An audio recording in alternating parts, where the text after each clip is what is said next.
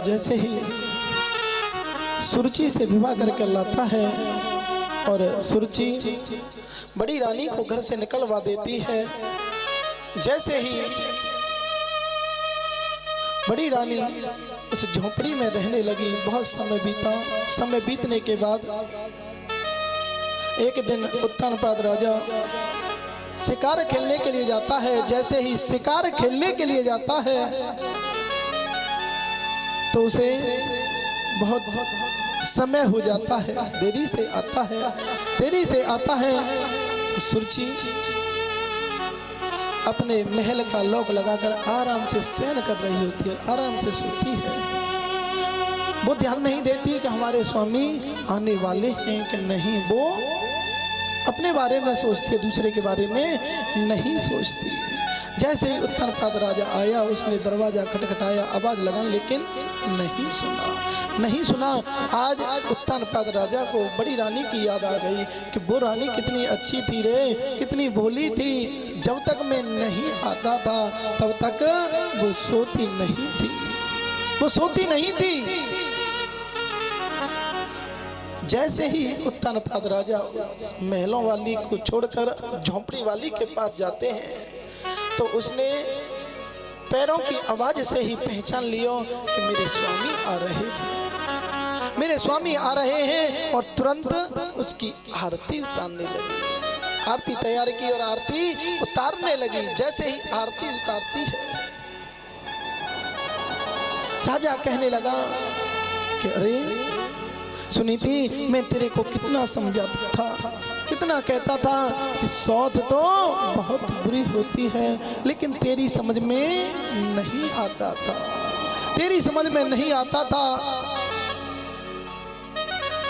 रानी कहने लगी कि स्वामी, मेरे भाग्य में इतने दिन के लिए ही महलों में रहने के लिए लिखा था।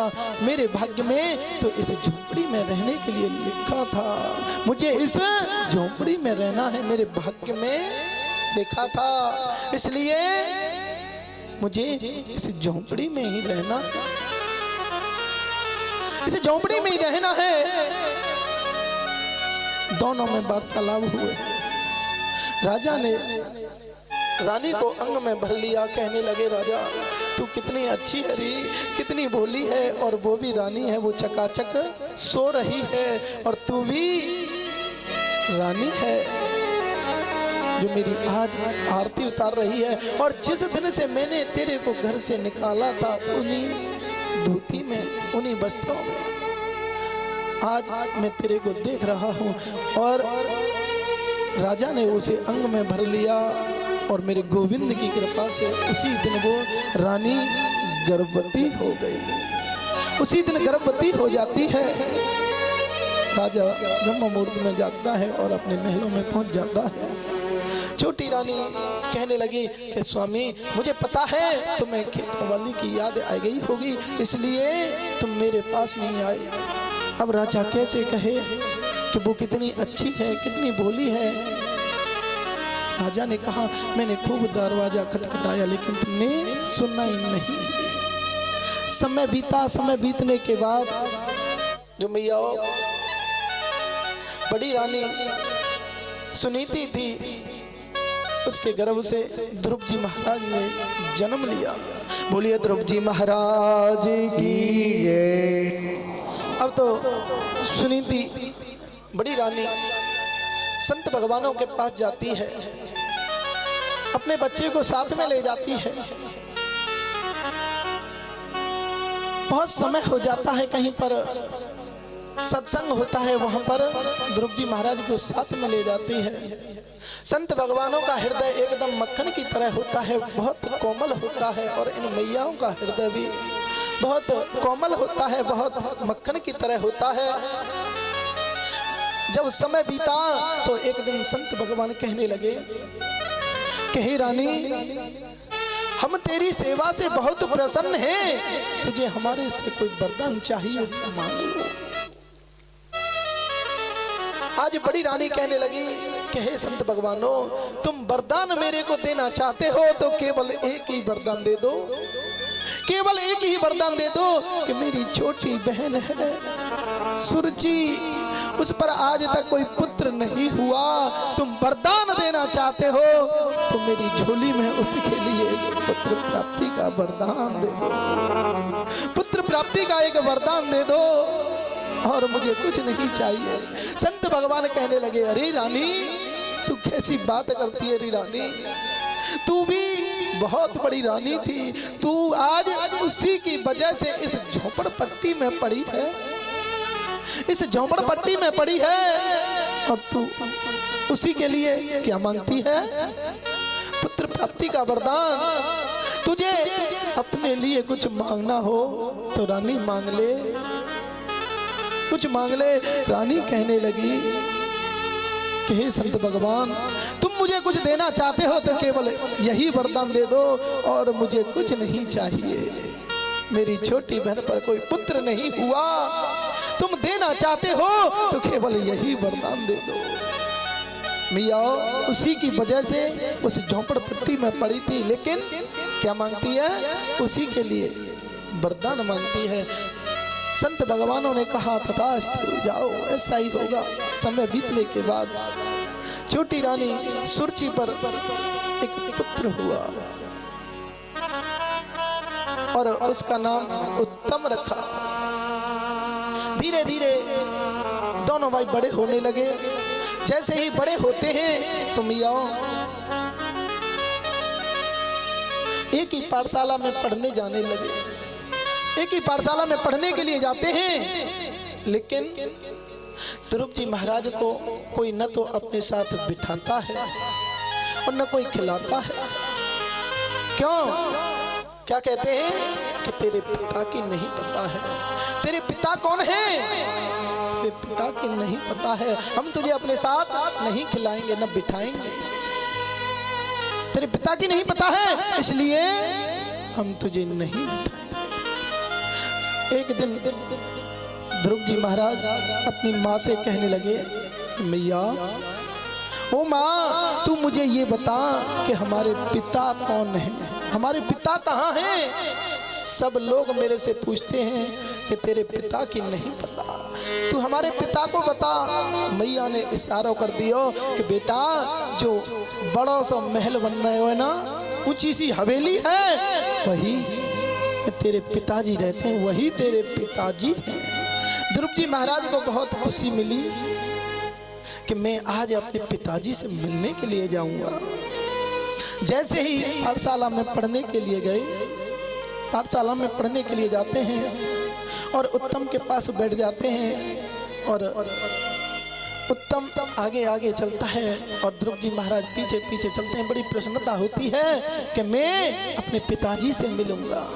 जैसे ही महलों में पहुंचे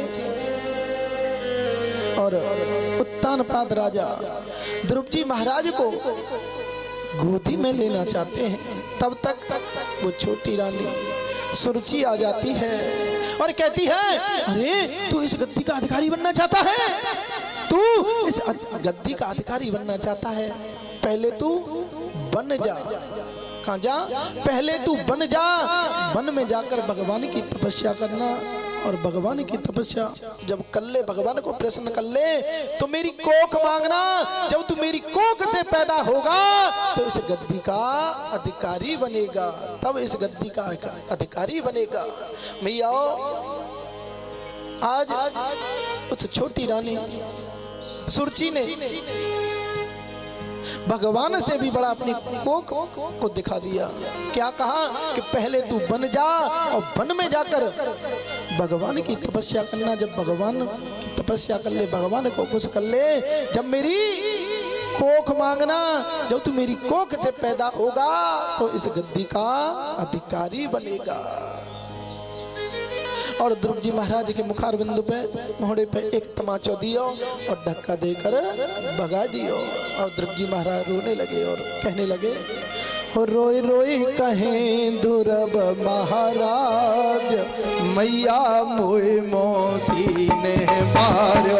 रोए रोए कहें ध्रुव महाराज, मैया मोए मौसी ने मारो।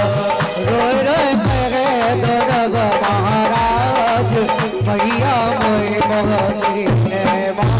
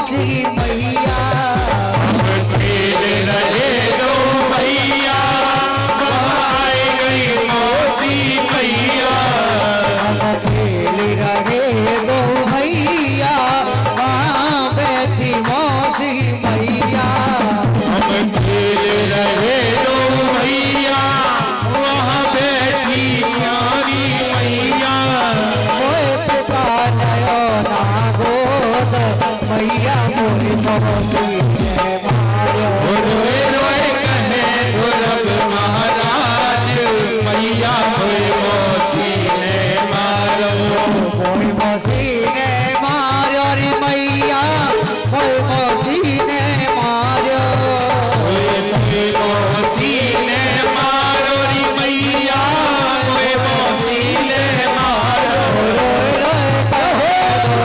महाराज मैया मोई मौसी ने मारो रोए रोए कहे ध्रुव महाराज मैया हुए मौसी ने मारो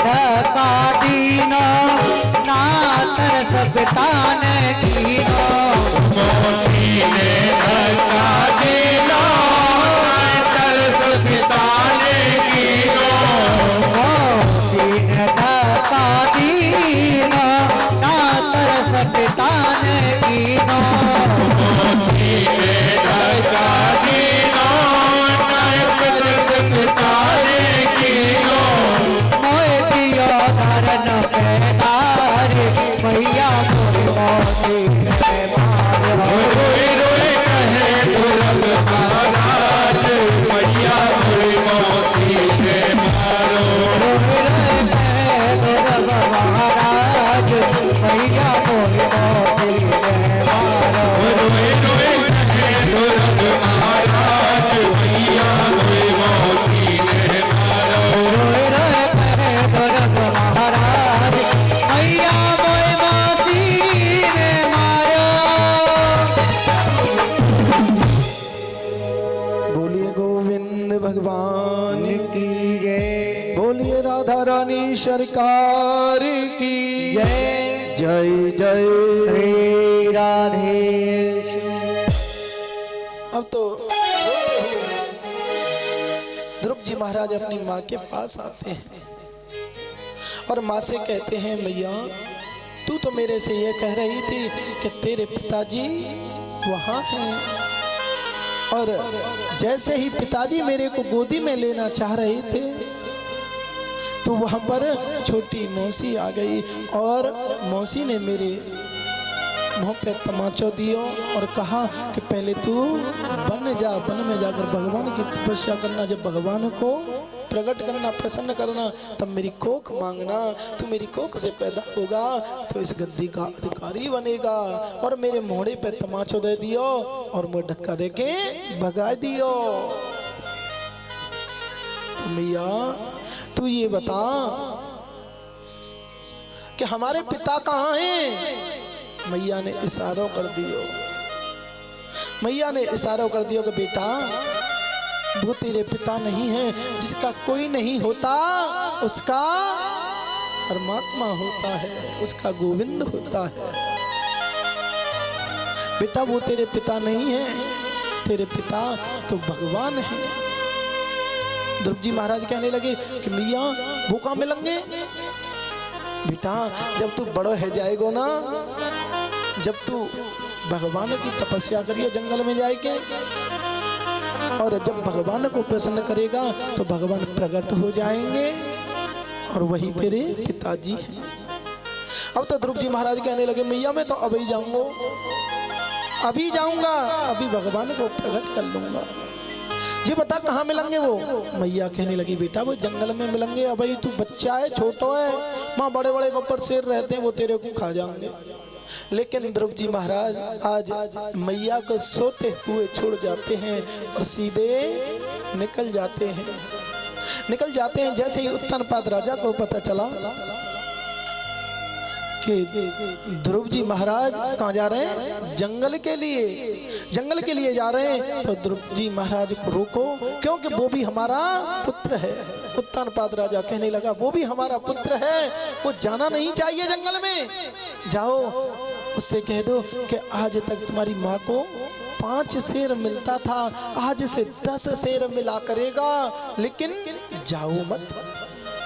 ध्रुव जी महाराज के पास उनके सेनापति आए और सेनापतियों ने कहा कि आज से तुम्हें 10 शेर मिला करेगा, तुम जंगल में मत जाओ। ध्रुव जी महाराज ने कह दिया कि जाओ अपने राजा से कह देना कि मैं अब लौटने वाला नहीं हूँ, मैं तो भगवान को प्राप्त करके ही लौटूंगा। जब उनके सेनापति मैया राजा के पास पहुंचे और राजा से कहा कि ध्रुव जी महाराज लौटने वाले नहीं हैं, राजा ने कहा कि जाओ ध्रुव से कह दो कि आज आधे राज्य के अधिकारी बना दिए, आज से आधे राज्य के अधिकारी बना दिए, लेकिन जंगल मत जाओ। ध्रुव जी महाराज सोचने लगे बताओ कि मैंने 2 कदम भगवान की तरफ बढ़ाए तो मेरी माँ को आज तक कितना मिलता था? 5 शेर, और मैंने 2 कदम बढ़ाए तो दूना हो गया 10 शेर, और मैंने 4 कदम बढ़ाए तो आधा राज्य। अब मैं रुकूंगा नहीं, वो तो मुझे दृढ़ संकल्प हो गया कि मैं भगवान को जरूर प्राप्त कर लूंगा। जाओ अपने राजा से कह देना मैं लौटने वाला नहीं हूं। अब तो मैया जैसे ही राजा से कहा, राजा ने कहा कि जाओ ध्रुव जी से कह दो कि आज से ध्रुव जी महाराज को राज्य का अधिकारी बना दिया, लेकिन जंगल मत जाओ। जैसे ही ध्रुव जी महाराज से कहा, ध्रुव जी महाराज ने कह दिया बताओ भगवान के नाम में कितनी शक्ति है, कितनी शक्ति है भगवान के नाम में कि मैंने 6 कदम बढ़े तो पूरा राज्य मिल रहा है, पूरा राज्य। और कल मेरे मोहने पे तमाचा दिया और राज्य से धक्का देके भगा दिया। अब उन्होंने दृढ़ संकल्प कर लिया कि मैं भगवान को जरूर प्राप्त कर लूंगा, अब मैं लौटने वाला नहीं, अब मैं लौटने वाला नहीं हूं, अब मैं लौट कर नहीं जाऊंगा, लौट कर नहीं जाऊंगा। उन्होंने दृढ़ संकल्प कर लिया कि मैं जरूर भगवान को प्राप्त कर लूंगा। भैया स्वयं राजा आया, उत्तानपाद राजा आया, लेकिन ध्रुव जी महाराज नहीं मिले। ध्रुव जी महाराज नहीं मिले, वो जंगल में बढ़ गए। ध्रुव जी महाराज नहीं मिलते हैं तो वहां पर नारायण नारायण करते हुए नारद जी आ जाते हैं। नारद जी आ जाते हैं तो ध्रुव जी महाराज उनके चरणों में प्रणाम करते हैं, प्रणाम करते हैं। अब तो नारद जी समझ गए कि इसकी पहली सीढ़ी मजबूत है, लेकिन भैया भगवान भी बजा बजा कर देखता है। कैसे कि मेरा भक्त कहीं कच्चो तो ना रह गयो, पग्गो क्या ना है। एक कुम्हार होता है ना प्रजापति, मटके को बनाता है तो बार बार पीटता है, इतना पीटता है इतना ही मजबूत होता है। प्रजापति क्यों पीटता है उस घड़े को कि मैं इसे इतना पीटूंगा, इतना पीटूंगा, उतना ही मजबूत होगा। इसीलिए भैया भगवान बार बार देखता है कि मेरा भक्त कहीं कमजोर तो नहीं रह गया, कमजोर तो नहीं रह गया। अब तो नारद जी कहने लगे कि हे बालक, तुम कहाँ जा रहे हो और तुम्हारा क्या नाम है? ध्रुव जी महाराज कहने लगे मेरा नाम ध्रुव है और मैं भगवान को प्राप्त करने के लिए जा रहा हूँ। कहाँ पे? भगवान को प्राप्त करने के लिए जा रहा हूँ। लेकिन आप कौन हो? नारद जी कहने लगे मेरा नाम नारद है, नारद। तो उन्हें और प्रणाम किया कि मुझे नारायण भगवान के दर्शन हो गए। अब तो नारद जी कहने लगे करे बालक, वहां पे जंगल में बब्बर शेर रहते हैं, बड़े बड़े चीता रहते हैं, भेड़िया रहते हैं, वे तेरा नाश्ता कर जाएंगे, तू का भगवान प्राप्त कर जा रहा, लौट जा, लौट जाओ। ध्रुव जी महाराज कहने लगे, अरे मेरी माँ कहा करती है कि सब में परमात्मा का वास होता है, सब जगह परमात्मा का वास है, सभी में परमात्मा का वास है। लेकिन तुम मुझे ये बताओ कि तुम नारद हो कि कोई ढोंगी पाखंडी हो? मुझे तो कोई ढोंगी पाखंडी लगते हो, तुम नारद नहीं हो सकते। मेरी माँ तो कहा करती थी जिन्हें नारद के दर्शन हो जाए उन्हें भगवान की प्राप्ति हो जाती है, लेकिन तुम तो मेरे को डरा रहे हो। अब तो नारद जी फिर कहने लगे कि तू ये बता ध्रुव, तू अपनी माँ का दुग्ध पीता होगा, तुझे माँ दूध पिलाती होगी, भोजन कराती होगी, अब वहां पे जंगल में कौन भोजन कराएगा? तुझे कौन भोजन कराएगा? भैया ध्रुव जी महाराज कहने लगे, जब दांत नहीं तब दूध दियो, जब दांत नहीं तब दूध दियो, अब दांत दे कछु औरू देगो, कछु औरू देगो। जब माँ की कोच्छा में बालक होता है, माँ के गर्भ में, माँ की कोच्छा में जब बालक होता है, जन्म लेता है, माँ के स्तनों में दूध स्वयं आ जाता है। मेरे गोविंद की कृपा होती है, मेरे कन्हैया की कृपा होती है। अब मैं जंगल में जा रहा हूं तो वही कोई कृपा बनाएंगे, वही प्रभु की कृपा होगी। अब तो भैया नारद जी कहने लगे कि तुमने कोई गुरु बनाया है? बिना गुरु के भगवान की प्राप्ति नहीं होती है, भगवान की प्राप्ति नहीं होती है। तुमने कोई गुरु बनाया है? कि मैंने कोई गुरु नहीं बनाया, और आप ही मेरे गुरु बन जाओ, आप ही बन जाओ। अब तो नारद जी कहने लगे, कितना अच्छा बालक है, कितना सुंदर भक्त है, बहुत अच्छा।